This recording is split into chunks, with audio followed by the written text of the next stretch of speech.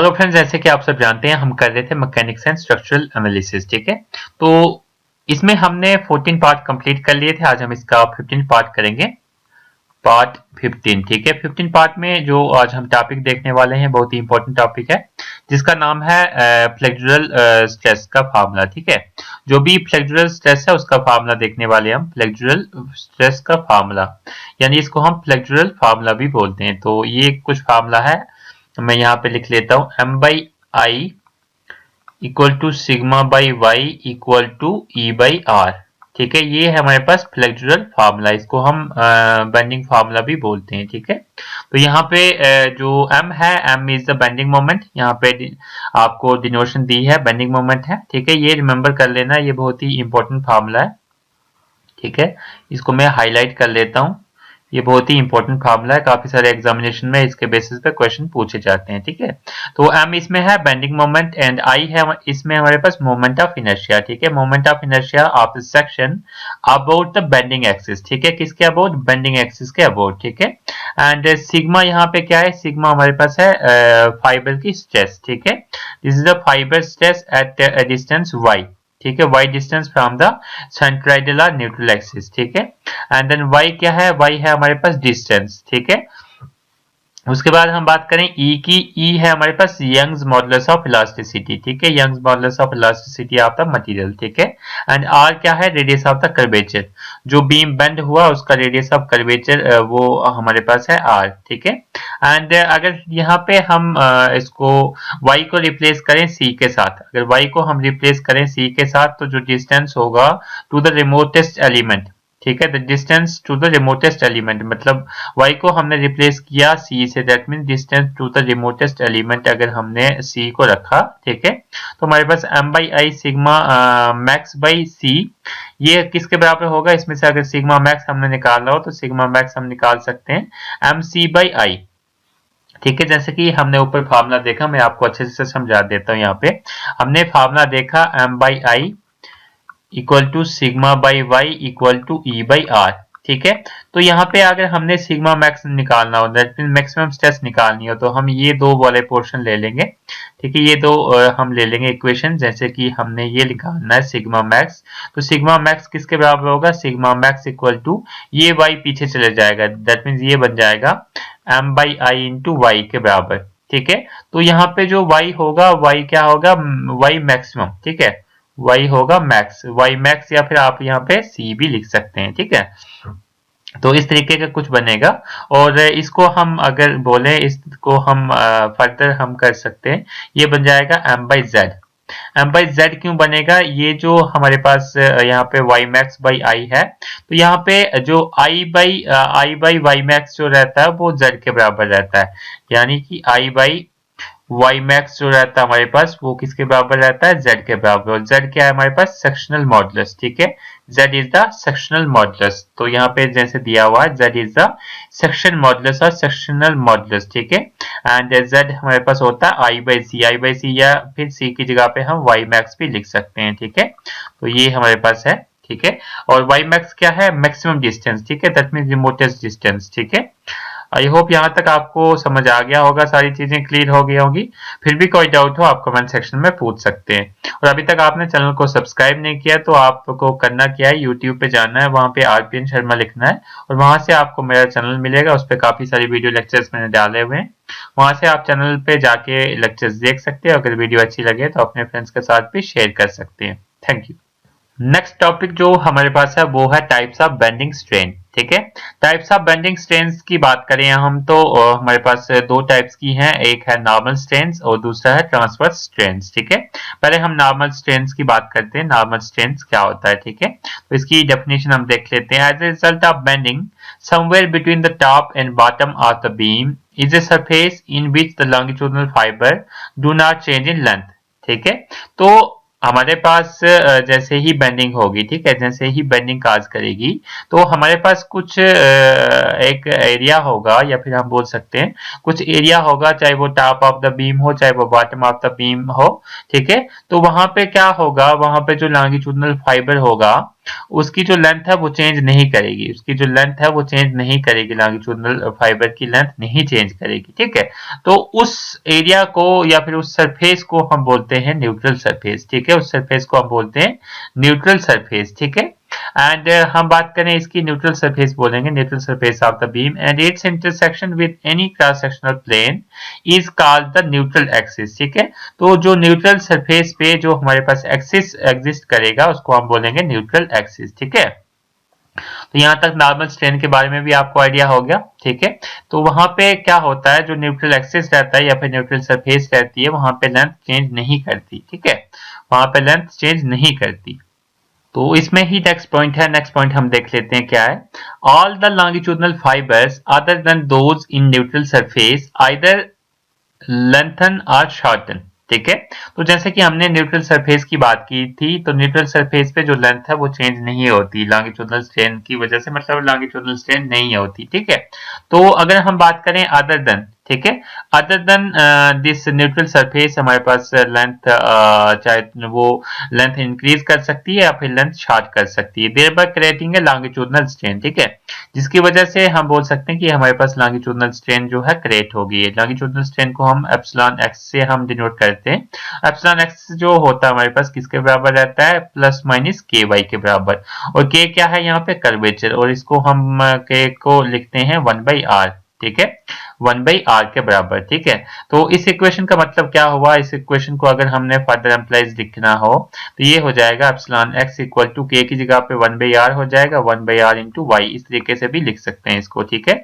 नहीं तो ये इक्वेशन है इसकी, ठीक है, लॉन्गिट्यूडनल स्ट्रेन की, ठीक है। और ये जो इक्वेशन है हमारे पास ये क्या शो कर रही है, दिस इक्वेशन शोज दैट कि जो भी लॉन्गिट्यूडनल स्ट्रेन है, जो भी लॉन्गिट्यूडनल स्ट्रेन है इन एक्स डायरेक्शन, वो किसके प्रोपोर्शनल है, टू द कर्वेचर, ठीक है, टू द कर्वेचर के प्रोपोर्शनल है, ठीक है, कर्वेचर के प्रोपोर्शनल है, मतलब जो कर्वेचर है अगर वो इंक्रीज करेगा तो लॉन्गिट्यूडनल स्ट्रेन भी इंक्रीज करेगी, कर्वेचर डिक्रीज करेगा तो लॉन्गिट्यूडनल स्ट्रेन भी डिक्रीज करेगी, ठीक है।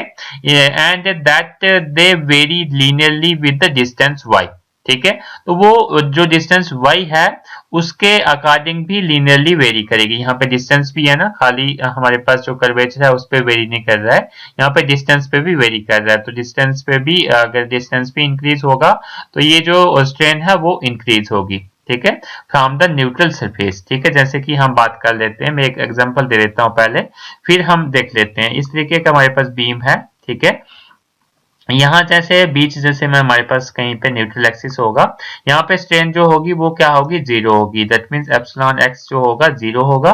मैक्सिमम कहाँ पे होगा, इस एंड पे और इस एंड पे, मतलब स्ट्रेन जो होगी इस एंड पे क्या होगी, मैक्सिमम होगी, और इस एंड पे भी जो स्ट्रेन रहेगी वो मैक्सिमम रहेगी, ठीक है।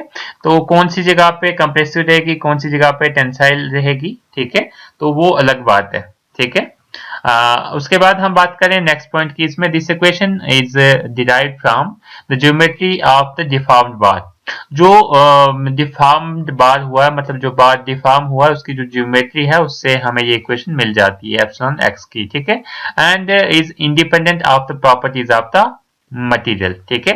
तो जो भी मटेरियल की प्रॉपर्टीज हैं उस पे इसका कोई भी डिपेंडेंट नहीं रहता, मतलब जो मटेरियल की प्रॉपर्टीज हैं उससे कोई भी फर्क नहीं पड़ता इस चीज पे, ठीक है। ये जो इक्वेशन हमने तैयार की, ठीक है, and the equation is valid irrespective of the stress strain diagram, ठीक है। तो ये जो इक्वेशन है ये वैलिड रहती है irrespective of the stress strain diagram जो है मटेरियल की, उस पे कोई भी इसका असर नहीं पड़ता, मतलब ये इक्वेशन अलग से है।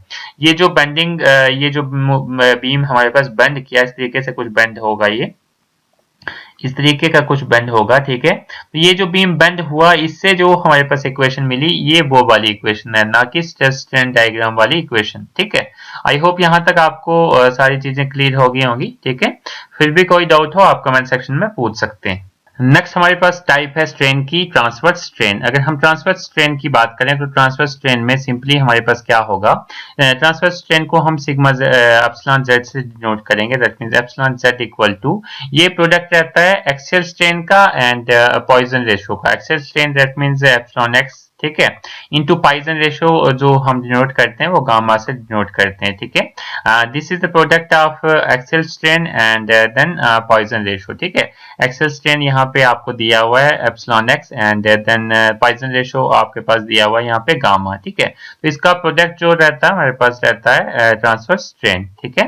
एंड हम बात करें यहाँ पे पॉजिटिव स्ट्रेन जो है accompanied by the negative transverse strain, ठीक है।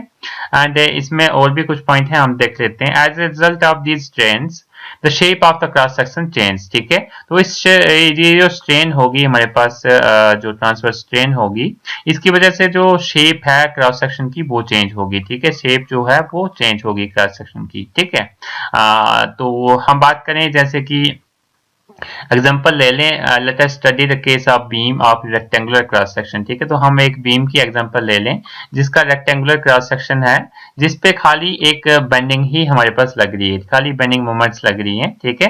तो उसमें हमारे पास जो टेंशन है वो टॉप पे होगी एंड कंप्रेशन जो है बॉटम पे होगी। दैट मींस इस तरीके का अगर मैं बीम बना लूं, इस तरीके का मैंने बीम बनाया, अगर इसकी शेप चेंज होगी तो इस तरीके का ये जो हमारे पास बनेगा, मैं यहाँ पे बता देता हूँ। ये मान लेते हैं, मैं इसको दोबारा से बना देता हूँ। ये मान लेते हैं कि हमारे पास एक ओरिजिनल बीम है इस तरीके का, जब इसकी बेंडिंग होगी तो कुछ इस तरीके का ये दिखने को मिल जाएगा हमें, ये इस तरीके से बेंड होगा, ठीक है। तो इस तरीके से बेंड होगा तो यहाँ पे बताया कि induce tension at the top, top पे टेंशन होगी, इसके टॉप पे टेंशन होगी, इसका मतलब हो गया कि इस तरीके का नहीं बनेगा, ये बनेगा इस तरीके का बनेगा, कुछ इस तरीके का बनेगा। ये टेंशन टॉप पे हो रही है, इसका मतलब इस तरीके का बनेगा, इस तरीके का, ठीक है। कर्वेचर ऊपर वाली साइड होगा, ठीक है। इस तरीके का टेंशन आ गई टॉप पे, ठीक है। ये आ गई टेंशन और नीचे वाली साइड आ गई कंप्रेशन, ठीक है। Tension at the top and compression at the bottom, ठीक है। एंड हम इसके बाद और पॉइंट्स की बात करें, the sides of the rectangular cross section become inclined to each other. जो भी साइड्स हैं क्रॉस सेक्शन की वो इंक्लाइंड हो जाएंगी, एक दूसरे के इंक्लाइंड हो जाएंगी, जैसे कि आपको ये दिख रही है, ये इंक्लाइंड है और ये भी एक दूसरे के इंक्लाइंड है, ठीक है। And the top surface become saddle shape, ठीक है। जो टॉप सरफेस होगी वो कैसी होगी, सैडल, सैडल होता है जो घोड़े की काठी होती है उस तरीके की शेप की बन जाएगी, ठीक है। सैडल भी इस तरीके की होती है, आपने देखी होगी घोड़े की काठी, तो इस तरीके की शेप इसमें देखने को हमें मिलेगी, ठीक है। एंड देन हम बात करें, if the longitudinal curvature in the XY plane is considered positive, then the transverse curvature in YZ plane is negative, ठीक है। तो अगर लॉन्गिट्यूडनल कर्वेचर जो XY जो प्लेन होगा उसको अगर हम पॉजिटिव मानेंगे तो YZ को हम क्या मानेंगे, नेगेटिव मानेंगे, ठीक है। एंड जो जितने भी प्लेन होंगे हमारे पास बीम में that were initially parallel to the neutral surface develop anticlastic curvature, ठीक है। तो जितने भी जो प्लेन्स होंगे, जैसे कि हमारे पास ये न्यूट्रल एक्सिस है, तो न्यूट्रल एक्सिस के सारे जो प्लेन्स है वो पैरेलल है न्यूट्रल एक्सिस के, ठीक है। तो ये प्लेन जो है हमारे पास से पहले पैरेलल थे, ठीक है, पहले पैरेलल थे किसके, न्यूट्रल सरफेस के, लेकिन ये बाद में डेवलप करेंगे एंटी प्लास्टिक कर्वेचर को, ठीक है, एंटी प्लास्टिक कर्वेचर को। तो ये पॉइंट भी आपको रिमेंबर कर लेना है।